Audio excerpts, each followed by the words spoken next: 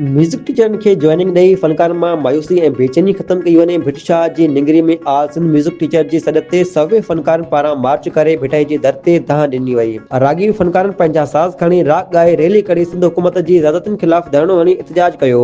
भुज शाह में शेख अयाज़ जी मज़ार खां सभई फ़नकारनि पैदल मार्च शुरू करे भिटाई जी दर ते दाह ॾिनी ऐं दरगाह आॾो धरणो हणी वेही रहिया। फ़नकारनि मांझी फ़कीर, अख्तियार ख़ुश्क, कामरान अली, रिज़वान अली, एजाज़ ख़ासकली, बादशाह बोज़ार, दादन लतीफ़, अताउल्लाह बालादी, अला बख्श ख़ासकली, रऊफ़ मक्सी, अमीन बोज़ार, मुर्क महबूब, हाशिम चंद, गुलाम कादिर सोलंकी ऐं ॿिया वरी अंग में मार्च में शामिल हुआ। भिटाई जे दर ते दाह ॾींदे फ़नकारनि जो चवणु हो त असां म्यूज़िक टीचर खे जॉइनिंग ऑर्डर जारी करे बेचैनी ख़तमु कई वञे। सूबाई वज़ीर सैयद सरदार शाह 2.5 साल अॻु में ऑफर लेटर ॾिना, 3 साल थी रहिया आहिनि, जॉइनिंग नथी मिली। उहो किथां जो इंसाफ़ आहे? सिंध हुकूमत ऐं सैयद सरदार शाह असां फ़नकारनि सां कहिड़ो मज़ाक ऐं ज़्यादती कयो पियो वञे। टेस्ट पास कंदड़ म्यूज़िक टीचरनि जी मेडिकल बि कराई वई हुई। नाइंसाफ़ी ख़िलाफ़ असां मुख़्तलिफ़ हंधनि ते एहतिजाज बि कयो आहे। कराची, हैदराबाद, कंदकोट, बबरलो धरणे में बि एहतिजाज रिकॉर्ड करायो आहे। अॼु भिटाई जे दर ते दाह खणी आया आहियूं। आल सिंध म्यूज़िक टीचर जी 319 उम्मीदवारनि खे जॉइनिंग ॾेई फ़नकारनि मां मायूसी ऐं बेचैनी ख़तमु कई वञे। म्यूज़िक टीचर्स खे जॉइनिंग ॾियो,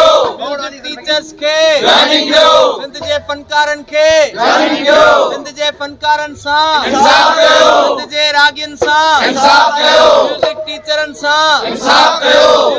मुंहिंजो ई ढोलण सां कोई दोस्त ढोलण कवरेज भी वही वठंदा नथा करण सजण सां अला मुंहिंजो ई ढोलण सां